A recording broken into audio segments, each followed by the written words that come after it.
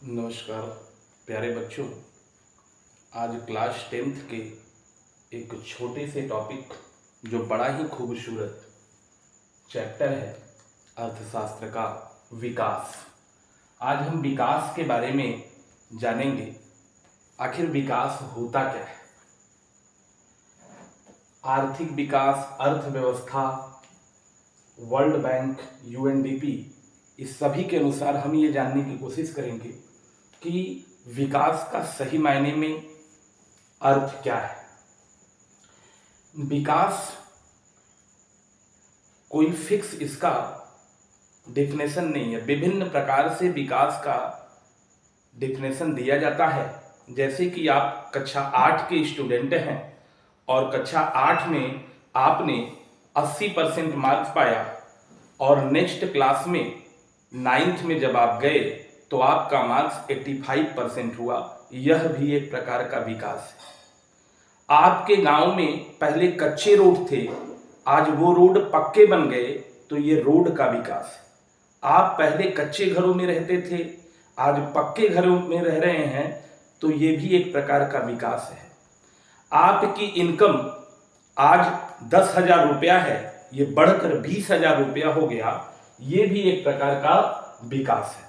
अर्थात विकास को हम ये भी कह सकते हैं कि विकास पहले से बेहतर होना ही क्या है? विकास है। आज जो भी परिस्थिति, जो भी स्थिति, जो भी आय है आपकी, उससे कल बेहतर हो जाए, यही विकास है। विकास की कड़ी में जो अगली टॉपिक है वो आर्थिक विकास।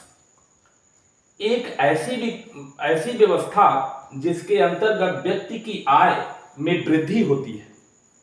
कहने का मतलब, आज कोई 5,000 रुपया कमा रहा है, कल 10,000 रुपया कमाने लगे, या तो कोई यूट्यूब के माध्यम से 200 रुपया कमा रहा है, कल उसकी आय 500 रुपया हो जाए, तो यही है कुल मिला जुलाकर ये क्या है? आर्थिक विकास।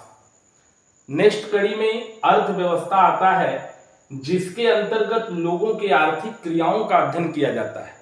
लोगों के आर्थिक क्रियाओं का अध्ययन का मतलब यह है, कोई क्रिकेटर क्रिकेट से पैसा कमाता है, फिल्म मेकर फिल्म से पैसा कमाता है, कोई टीचर अपने टीचिंग से पैसा कमाता है, तो एक वर्ष में उसके कुल आय में जो डेवलपमेंट हुआ वही क्या है?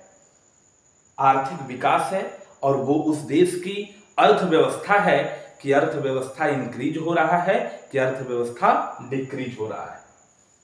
सामान्यतः विकास को, किसी भी देश में विकास को किसी व्यक्ति की आय या उस देश की आय या प्रति व्यक्ति आय के आधार पर ही यह जाना जाता है कि वो देश विकसित है कि विकासशील है कि मध्यम वर्गीय है। एक बैंक आता है वर्ल्ड बैंक, जिसको विश्व बैंक हम कहते हैं। विश्व बैंक के अनुसार प्रति व्यक्ति आय के आधार पर किसी भी देश को अमीर या तो गरीब या तो मध्यम वर्गीय देश कह सकते हैं। जैसे आपके देश की कुल आय यदि ज्यादा है तो आप अमीर देश में आएंगे, यदि आपके देश की कुल आय कम है तो आप गरीब देश में आएंगे। वर्ल्ड बैंक ने अपनी रिपोर्ट में बताया कि किसी भी देश के प्रति व्यक्ति की आय यदि एक वर्ष में 4,53,000 रुपया, प्रति व्यक्ति आय 4,53,000 रुपया या उससे अधिक होगा, तो वो देश विकसित देश के अंतर्गत आएगा। जैसे अमेरिका एक विकसित देश है, कनाडा एक विकसित देश है। यदि किसी देश के प्रति व्यक्ति आय का एक वर्ष में प्रति व्यक्ति आय 37,000 रुपया है, तो वो देश विकासशील देश के अंतर्गत आएगा। जैसे विकासशील देश में भारत आता है। लेकिन इसके अलावा एक संगठन है UNDP, united nations of development programme. UNDP का फुल फॉर्म कभी कभी एग्जाम में भी पूछ लेता है, इसलिए जानना जरूरी है कि what is the full form of UNDP.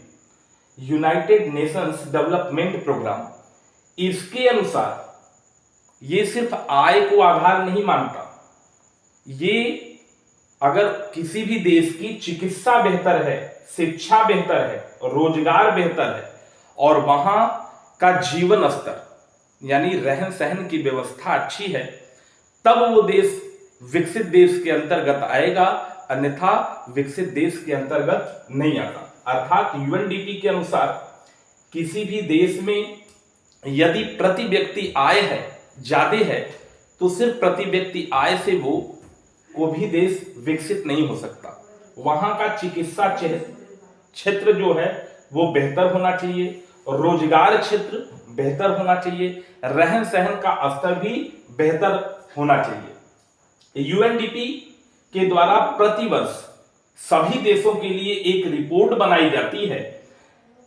सभी देशों का शिक्षा, आय, स्वास्थ्य, जीवन स्तर पर एक रिपोर्ट बनाई जाती है, एक इंडेक्स दी जाती है जिसको हम HDI भी बोलते हैं। HDI ह्यूमन डेवलपमेंट इंडेक्स, जिसे मानव विकसित सूचकांक कहते हैं। यानी हर देश का जो यूएनडीपी है एक वर्ष में रिपोर्ट देता है कि वहां का शिक्षा स्तर बेहतर है, वहां का शिक्षा स्तर बेहतर नहीं है, वहां का रोजगार स्तर कैसा है, रोजगार की कमी है कि नहीं है, फैक्ट्रियां हैं कि नहीं है, कल कारखाने हैं कि नहीं है। अगर ये सब वहां हैं, पहले से रोजगार की कमी नहीं है, जीवन स्तर अच्छा है, तो वो देश यूएनडीपी के अनुसार एक विकसित देश होगा। और ये जो HDI रिपोर्ट, मानव विकास सूचकांक का जो रिपोर्ट है यूएनडीपी, वो एक वर्ष में 4 बार देता है। कितनी बार? एक वर्ष में 4 बार। कहता है कि विकसित देश क्या है। किसी भी देश में जब गरीबी कम होगी, अर्थात प्रति व्यक्ति आय जो होगा वो कम होगा, शिक्षा बेहतर होगा, रोजगार बेहतर होगा, यानी वहां शिक्षा जो होगा वो बेहतरीन तरीके से काम करेगा, लोगों का साक्षरता दर ज्यादा रहेगा, कल कारखाने रहेंगे और जीवन स्तर की व्यवस्था अच्छी रहेगी, तो वो देश विकसित होगा। जैसे अमेरिका, ऑस्ट्रेलिया, ब्रिटेन, ये सब देश एक विकसित देश की तरफ आते हैं। दूसरी तरफ विकासशील देश, जो शिक्षा, रोजगार, प्रति व्यक्ति आय को धीरे धीरे बेहतर कर रहा, अर्थात इसमें डेवलप कर रहा हो, तो वो देश विकासशील देश के अंतर्गत आएगा, जैसे कि भारत। अगली कड़ी में आता है शिशु मृत्यु दर। किसी देश में 1000 बच्चों, जो बच्चे जन्म लेते हैं, किसी देश में 1000 जन्म लेने वाले बच्चों पर मरने वाले बच्चों की संख्या जो होगी वो शिशु मृत्यु दर कहलाएगी। जैसे आपके देश में 1000 बच्चों ने एक वर्ष में जन्म लिया और उसमें एक वर्ष के अंदर ही 300 बच्चे मर गए, तो वहां का शिशु मृत्यु दर क्या होगा? 300 होगा। अच्छा, ये विकास पर भी बहुत डिपेंड करता है, क्योंकि जैसे भारत में 1000 बच्चों ने जन्म लिया और यहां 400 बच्चे मर गए, तो यहां की शिशु मृत्यु दर 400 हो गई। अमेरिका, कनाडा, यहां पर 1000 बच्चों ने जन्म लिया और यहां मरने वालों की संख्या एक वर्ष में 100-150 हो गई, तो वहां शिशु मृत्यु दर अगर 100 मरे तो 100 होगी। इससे यह भी स्पष्ट होता है कि जो विकसित देश हैं वहां चिकित्सा का जो इंफ्रास्ट्रक्चर है वो भारत से बेहतर है। इससे स्पष्ट होता है कि वहां चिकित्सा के क्षेत्र में बेहतर है, तो वो क्या है? एक विकसित राष्ट्र है। उसके बाद आता है सकल राष्ट्रीय उत्पाद। सकल राष्ट्रीय उत्पाद क्या होता है? किसी देश में उत्पादित कुल आय को सकल राष्ट्रीय उत्पाद कहते हैं। किसी देश में उत्पादित कुल आय, मान लिया कोई कृषि के क्षेत्र से पैसा कमाता है, कोई टीचिंग के क्षेत्र से पैसा कमाता है, कोई यूट्यूब से पैसा कमाता है, तो सभी आय का जो कलेक्शन होगा पूरे देश में एक वर्ष के अंतर्गत, वही क्या कहलाएगा, सकल राष्ट्रीय उत्पाद।